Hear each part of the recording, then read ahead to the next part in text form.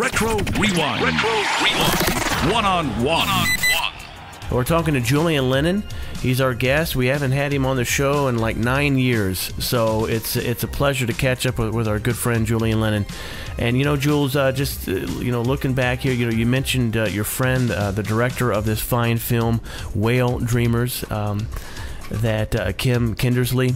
You could just tell that the film was done, from the heart, with his heart. That he just wasn't doing this just to have a gig or for something to do. He had a purpose, a mission, and I think that even reflects just on the on just the brief time that you have while watching the trailers online. So I could just imagine seeing this wonderful film from top to bottom, from start to finish, if you will. And and just even your involvement, not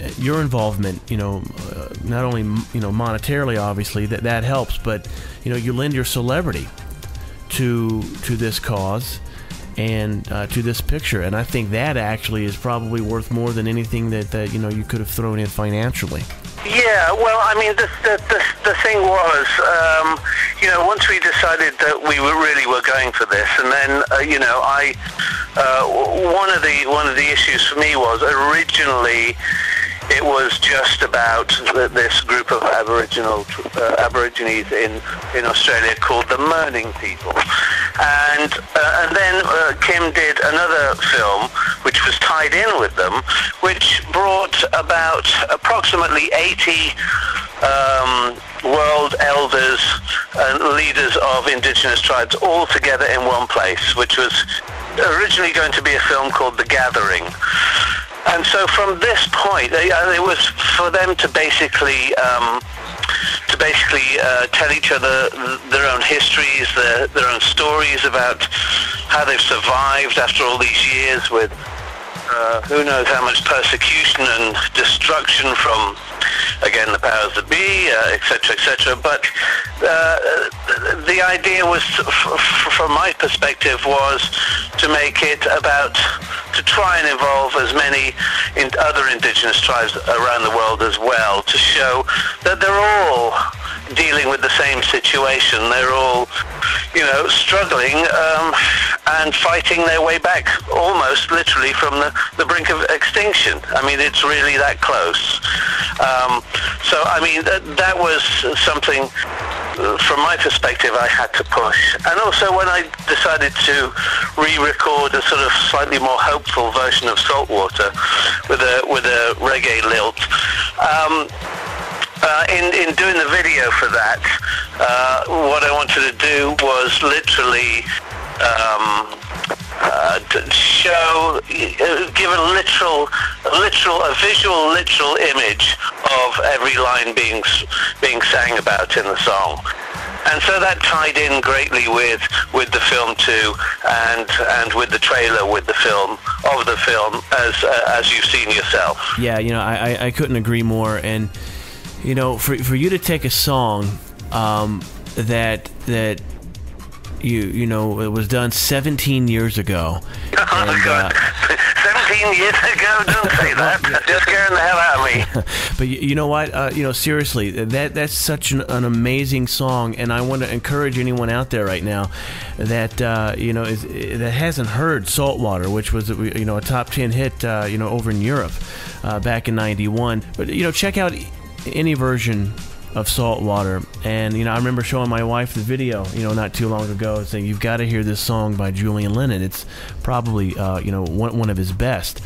And for you to be writing, not that you're an old guy or anything at all, but for you to be writing that kind of material, that kind of content nearly 20 years ago, when you were in your 20s, when you could have been writing something else, and it's a compliment to you to be thinking of something so powerful, something so heavy, that kind of message. And I really do think that the song, even re-recorded, lends itself to this film and gives it a little extra prowess, if you will.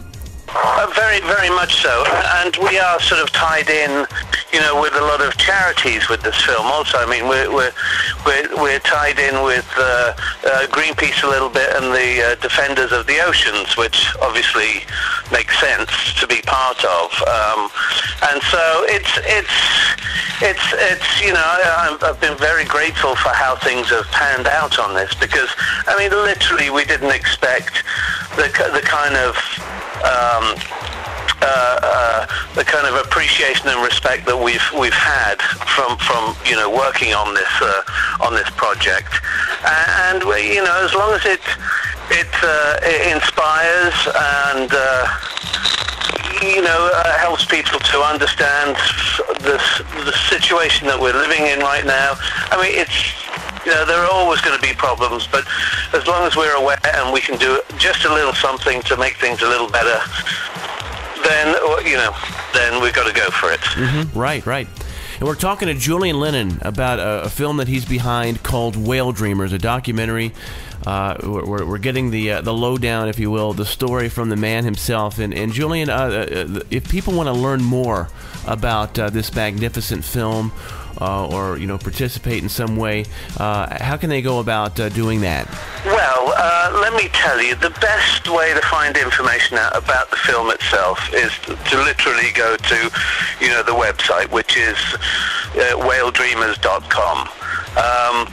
That should give each and every one a view. Well, let me put it this way: there are different release dates in different countries due to the different companies independent film companies independent promotion companies that we're working with. So and marketing companies. So I believe that it has had one or two showings in the States at the moment, but again, we're only a small independent feature, so you won't be looking to find this in any of the big theaters right now anyway. So if you are going to see it anywhere, those are the kind of places you will find it, is small independent, generally cinemas that show these kind of movies. So, but again, for information, any further information about them, I would just suggest to go to whaledreamers.com, and you should be able to find some information there about the whereabouts and times of the film.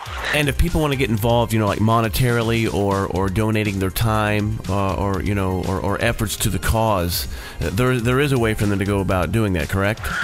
Yeah. Once again, anybody looking to get involved in any way, shape, or form on a multitude of levels, again, should approach the website.